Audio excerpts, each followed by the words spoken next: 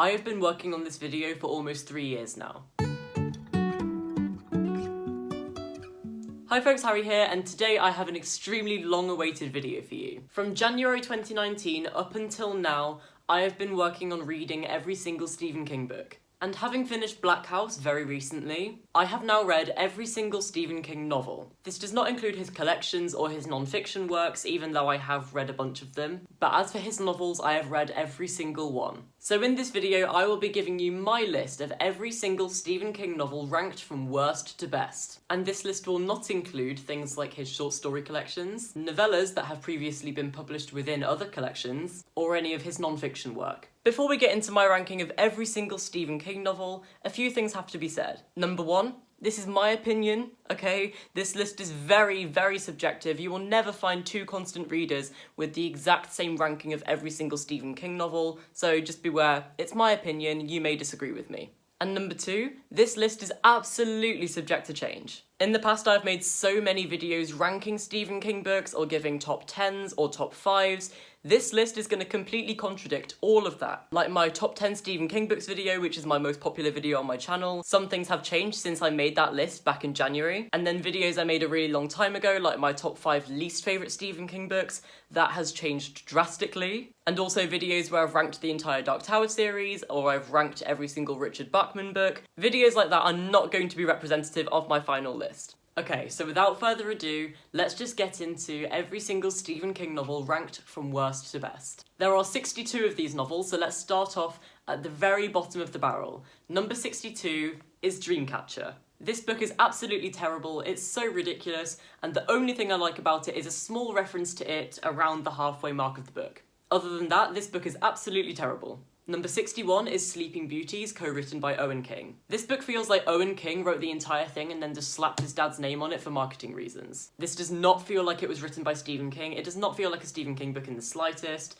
It just got really ridiculous, it's overly long, and it's just not an enjoyable reading experience. Number 60, Cell. This book is tedious, it's very, very boring, and has really, really underwhelming characters. Also, you can kind of tell that Stephen King was giving up on this book when you actually get to the ending, because the ending just feels like he couldn't be bothered to write an actual ending to the book, and he just cut it off. It's a really, really strange one, and it's not very good at all. Number 59 is Rage. King wrote Rage when he was a teenager, and you can tell. The writing is really, really juvenile, and it does not feel like it was written by a mature person. Obviously, to a modern audience, this book is very, very problematic because it's about a school shooting, and some aspects of it are really, really ridiculous. But this is the first book on this list where it's almost an enjoyable reading experience. Number 58, Cycle of the Werewolf. It's just a novella sprinkled in with some graphics. There's an aeroplane. I don't understand why this didn't just become a graphic novel. It's just not got enough meat to it to be fully enjoyed. Number 57, Roadwork. This book is as boring as watching paint dry for 12 hours, but it's still an interesting character study. Number 56 is The Colorado Kid, a mystery novel where the mystery just isn't solved. I feel like this, well, it's a novella, really. I feel like this novella is kind of misunderstood because the whole point of it is that you're not supposed to get any answers. But in terms of enjoyment, this book severely lacks it. Number 55 is The Girl Who Loved Tom Gordon. Honestly, this book just feels a little bit bland. I'll give it something though, the opening line is fantastic. The world had teeth and it could bite you with them anytime it wanted. Pretty good. Number 54 is The Regulators. This book is even more over the place than My Sexuality. This book is absolute mayhem. It's kind of enjoyable just because it's ridiculous, but it is all over the place. It's very, very difficult to follow, especially if you haven't read Desperation. I read this book before I read Desperation and I highly regret it, so if you haven't read The Regulators or Desperation, read Desperation first, it's way better. But this book was just really, really confusing, having not read Desperation before, so I think if I give this a reread, I might enjoy it a lot more. Number 53 is From a Buick 8. This book is very underrated, but it's still not that great. King started writing this one before his car accident, and then he finished it after his car accident, so it's a little bit jumbled up. It doesn't really feel like it's got a beginning, a middle, and an end. It just feels like a story that begins kind of suddenly and ends kind of suddenly. But I really, really love the Dark Tower Tower connections, and it's also got some really, really gruesome bits in here. Love it. This is the book that's grown on me a lot, but I still have a lot of problems with it. 52 is Rose Madder. The first 200 pages of this book, absolutely love it. If the entire book was like that, I'd give it 5 stars. It would probably be my favourite Stephen King book of all time. But then the rest of it just got so ridiculous and I absolutely hated it. But recently I've been gravitating more towards bizarre literature, and I think that if I reread this, then I would love it a lot more. Number 51 is Revival. This is definitely a Marmite book with constant readers. You either love it or hate it. For me, I really, really didn't like it. It's like Stephen King's take on Frankenstein, but mix it with some weird religion and some weird dimensional stuff, and it's just not a very cohesive story. I have to say though, I loved the ending. It was very bleak and very dark. Number 50 is The Running Man. Honestly, it just feels a bit bland. This is a very controversial pick, but number 49 is Wolves of the Calla. This is a lot of people's favourite Dark Tower book, and it's just not one of mine. It's far too long when it doesn't need to be. Most of it is backstory for a character that we met like 30 years ago, and honestly, it's just boring until the end. Number 48, another controversial pick, is Under the Dome. This book is absolutely massive. It's about 1,000 pages. The first 100 pages I absolutely loved. Everything past that was just a bit rubbish. So this book starts really well and then ends up rubbish, but the reason why this book is relatively high on the list is because the beginning is so good. Number 47 is Gwendy's Button Box, co-written by Richard Chizmar. It's just a short novella with some Dark Tower connections. It's enjoyable, but it's nothing extraordinary. Number 46, End of Watch. This book is kind of terrible. It shoehorns in a supernatural aspect into a non-supernatural series. Didn't sit well with me. But had the entire series been supernatural up until this point, I would enjoy this book a lot. The Gunslinger. I know, this is the first Dark Tower book. It has the best opening line of any Stephen King book. The man in black fled across the desert and the gunslinger followed. And it also has my favourite Stephen King quote of all time, "Go then, there are other worlds than these." But as the opening book to an epic fantasy series, it's just a little bit dull and very hard to follow. Number 44 is another Dark Tower book, and that is The Wind Through the Keyhole. This book just has no reason to exist, but it does exist, so I'm counting it. And even though it's a story that doesn't really need to be told, it is a story that is enjoyable. I like that it's kind of a story within a story within a story. I thought that was really entertaining. But similar to End of Watch, it just feels out of place in the series. Number 43 is Elevation. This book just feels like a light-hearted, more ambiguous version of Thinner, and it's just a sweet novella with not much to it, but it's still enjoyable. Number 42, the last Stephen King novel I ever read, that is Black House. The first quarter of this book is awful. I thought when reading it that it would be one of my least favourite Stephen King books, but then the last 3 quarters were just so good that it earns a place a little bit higher up on this list. Number 41, Mr. Mercedes, the first book in the Bill Hodges trilogy. It is a good crime novel. That's basically it. The characters are very endearing, the plot is great, and the antagonist is so evil and so brutal. It's a really, really enjoyable reading experience, but it just doesn't match up to the other 40 books that are on this list. Number 40 is Bag of Bones. This seems to be another Marmite book among constant readers. People either love it or downright hate it, but I'm kind of in the middle. To me, it just kind of feels like an over-bloated, worse version of The Shining, but it's still enjoyable. I really, really love Mike Noonan as a character, and the themes of grief discussed in this novel are rivaling Pet Sematary in execution. Honestly, if this book was maybe 200 pages shorter, I'd love it. Number 39, another Dark Tower book, Wizard and Glass. I used to hate this book, and I mean that. I used to hate this book. This used to be on my top 5 least favourite Stephen King books of all time list. Not anymore. I do think that this book is unnecessary in the Dark Tower series because you've just had the Wastelands where you're finally on the journey and then you stop to tell a 700-page backstory. Doesn't sit well with me. But since I read it about 2 years ago, I have a newfound appreciation for it, and I like what it achieved. The villain, Rhea, is one of my favourite Stephen King antagonists. She is so scary. Yeah, Wizard and Glass. It's alright. Number 38 is Joyland, one of his hard case crime books. I think this book is kind of underrated. I don't think many people appreciate it as much as they should. It's just a standard, good book. It's kind of forgettable, but it's definitely enjoyable. Number 37 is Lisey's Story. This book is kind of similar to Rose Madder in execution, and I think it's better executed. In general, I just thought that this book was really, really interesting. The first couple hundred pages are not that great, but the second half of this book, or more like the second 2/3 of this book, are really, really good, and I read it in one sitting. Number 36 is Song of Susanna. I like this book a lot more than other people do. I do consider it a bridge book between Wolves of the Calla and The Dark Tower, but I'm okay with that. I liked how short it was, I liked how enjoyable it was, and I loved how meta it got. Number 35 is Thinner. Thinner is dark, brutal, it's like a quick punch in the gut, and it's very, very entertaining. Some aspects of it could be considered problematic, but If you look past that, it's still very, very enjoyable. I also think that this book is one of the most bleak Stephen King books, so if you're into that, then definitely check Thinner out. Number 34 is The Outsider. The Outsider is brutal, it's dark, it's gritty, and it's very, very enjoyable, but halfway through it takes a turn that I just wasn't expecting and, again, doesn't sit right with me. But I have grown to love what it did attempt to do, and I think it did succeed. Recently, Stephen King has been writing books where it kind of takes a turn halfway through, so I've come to expect that with Stephen King's more new releases, and this one is probably one of the first examples of that, and it does it quite well. I'm recording a video, so do not come in. Number 33 is Blaze. Blaze is an incredibly underrated and an incredibly underappreciated Stephen King book. It's got really, really good characters, it's really, really enjoyable, and the ending is brutal, it's bleak, and it is amazing. Number 32 is Dolores Claiborne. I think the one thing that stands out most about this book is the narrative style. It's written in dialect, so it can be difficult to read, but it's told as a monologue, and it is so unbelievably creative. It's also really, really thrilling, it's got an amazing protagonist, and I love the way that it ties into the next book on this list. And speaking of the next book on this list, number 31 is Gerald's Game. While the ties with Dolores Claiborne are relatively obscure, they're still very much so present. But that's not what I like about this book. I love how gory this book is. I love the body horror. Stephen King doesn't write much body horror, so when he does, it is incredible. And I can't get enough of this story. It can be very triggering at times and it's quite difficult to get through, but it packs a mighty punch. Okay, now we are halfway through this list, so why don't you take this time to comment down below what is your favourite and what is your least favourite Stephen King book? Let me know in the comments down below, I really want to know.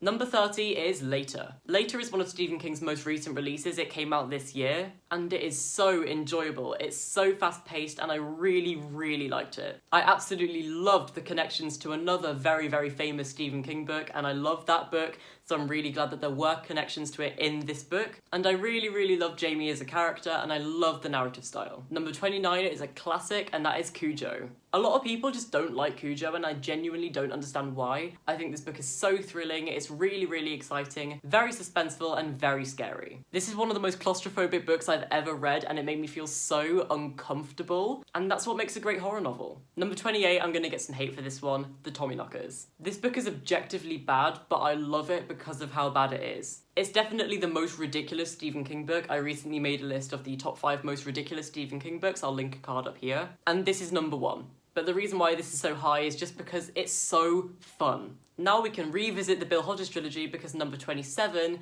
is Finders Keepers. This is easily the best book in the trilogy, and it's easily the strongest in the trilogy. I really, really enjoyed this book as a crime novel, and it's very similar to Misery, one of my favourite Stephen King novels, so I've got to praise it for that. And this is a great modern Stephen King novel. It's fantastic. Number 26 is Dr. Sleep. So many people hate Dr. Sleep, and I genuinely do not understand why. I thought this book was so scary, it's really original, it's a nice continuation of The Shining, and the antagonist, Rose the Hat, and the rest of the True Knot are so badass. I absolutely love Dr. Sleep. I do not understand the hate for it. Number 25 proves that Stephen King still has it after all of these years. Billy Summers. Considering that King has written 62 novels and this places at number 25, shows how good of a writer he still is. I've got a whole review of this book on my channel, you can go watch it, I'll link a card up here. All of my thoughts are there, I'm not going to say too much now, I want you to go watch that review. Number 24 is Christine. Christine is just an amazing horror novel and it's so well done. The one thing that I didn't really like about this book is the shift in perspective, because I think it switches from first person to third person back to first person.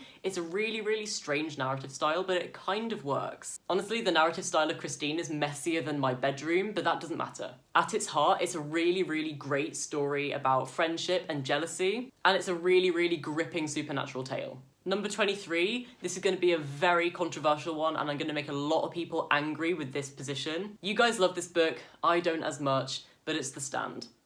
This book is too long. It is way too long. Don't get me wrong, the characters are amazing. The central storyline is amazing. The antagonist, Randall Flagg, oh my god, one of the best Stephen King villains of all time. But it's really, really long when it doesn't need to be, and the ending is one of the most ridiculous things I've ever read in my entire life. I really don't like it. And I know so many people love this book and consider it one of the greatest novels ever written. I just don't. But number 23 is nothing to be ashamed of. Now, The Stand is a bleak book, but at number 2, 22, you dumbass. is an even more bleak book, The Long Walk. Talk about a terrifying dystopian novel. Stephen King wrote this book when he was a teenager. I'm pretty sure this was the first novel that he ever wrote. It wasn't the first one he ever published, so don't come at me in the comments saying, oh, it wasn't the first book, Carrie was. No, this was the first book I think he ever wrote, and then Carrie was the first he ever published. I'm not having this debate right now. But oh my god, this book is so suspenseful. It's so bleak, it's so terrifying, and the concept, very original. I cannot believe that a teenager wrote this book. Number 21 is Stephen King's first published book, Carrie. Carrie is one of the most important horror stories ever told. It's an incredible narrative style with things like magazines, newspaper clippings, journal entries, book extracts. It's really, really cleverly told. And this is a story that everyone should know. Okay, so now we're getting into the top 20. This is the really, really good stuff.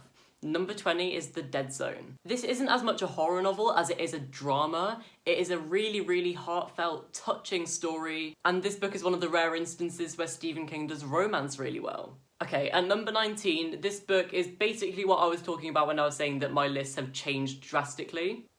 It's The Dark Tower 7. So if you've watched my most popular video on my channel as of now, which is my top 10 Stephen King books video, this was at number 3, and if you've watched my Dark Tower ranking video, this was my favourite Dark Tower novel. But at that point, I was still riding off the high of finishing the Dark Tower series, and I just loved this book so much. I was so obsessed with this series, and I still am. But as a story itself, it's nowhere near as strong as the other books that are left to talk about on this list, and I do have my fair share of problems with it. Also, isn't it kind of funny that the book I put at number 19 was a Dark Tower book?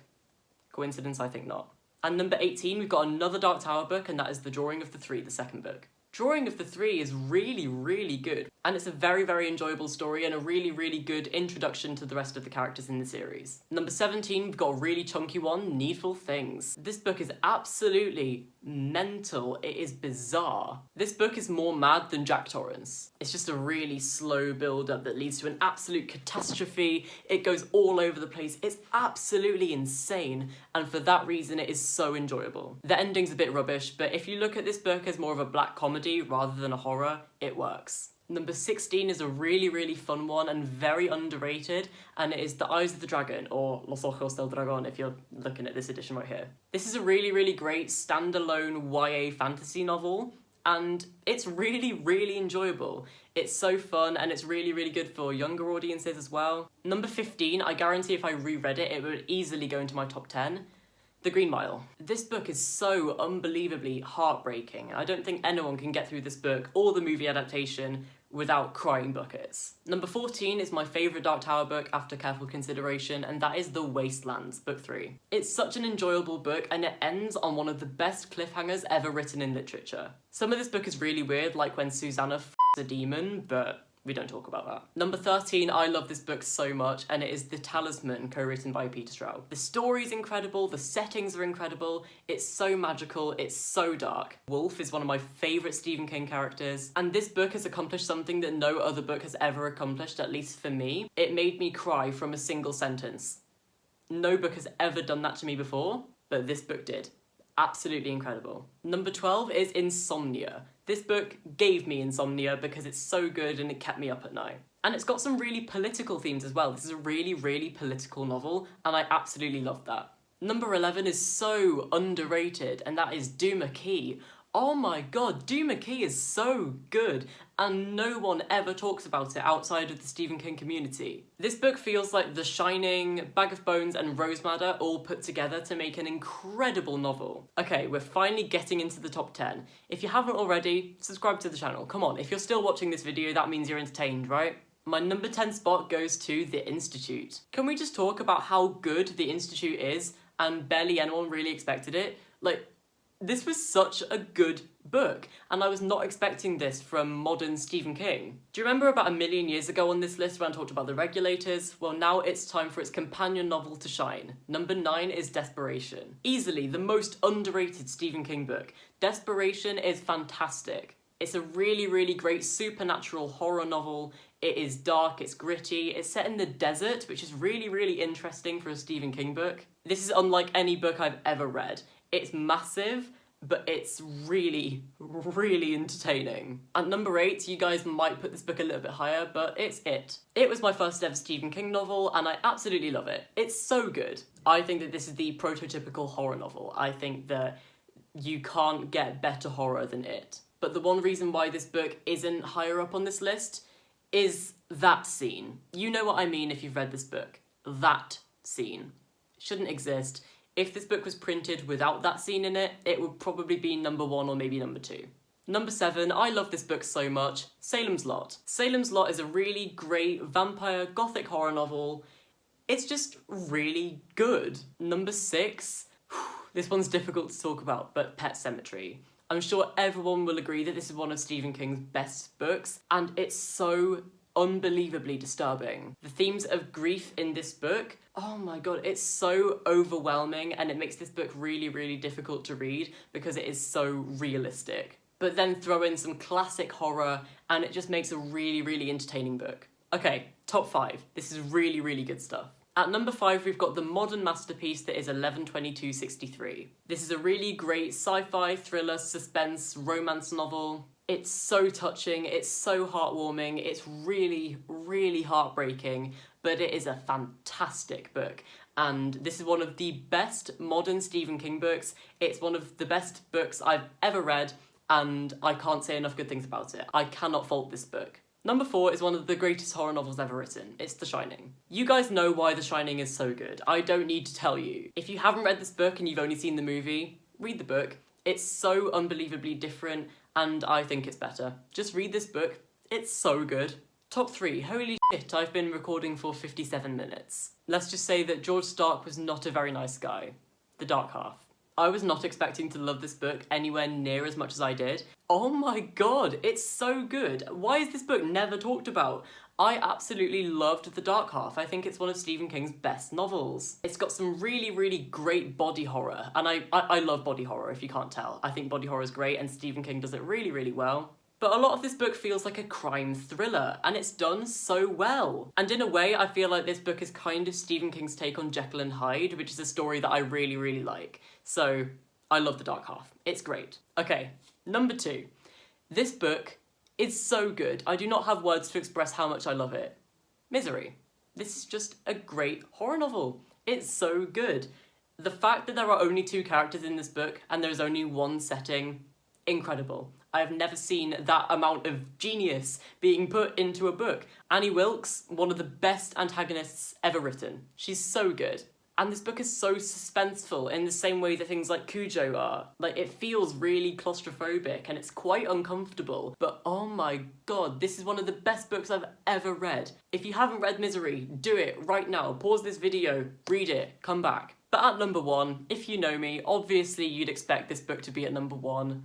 Firestarter. Best Stephen King book I've ever read. I don't have enough good things to say about it. If you want to hear my thoughts on Firestarter, go watch my review. I'll link a card up here. This book will always be my favourite Stephen King book, and I don't see it being dethroned at any point in the future. Okay, that is my ranking of every single Stephen King novel. I'm finally done with this video. Let me know what your favourite Stephen King novels are in the comments down below. And if you enjoyed this video, please do give it a big fat thumbs up because I've been working on it for so long. And please consider subscribing to the channel for more bookish videos like these. All of my social media links, so that's my Instagram, Twitter, Goodreads, Letterboxd, TikTok, all of that is in the description down below. And I will see you next time with a new video. Long days and pleasant nights.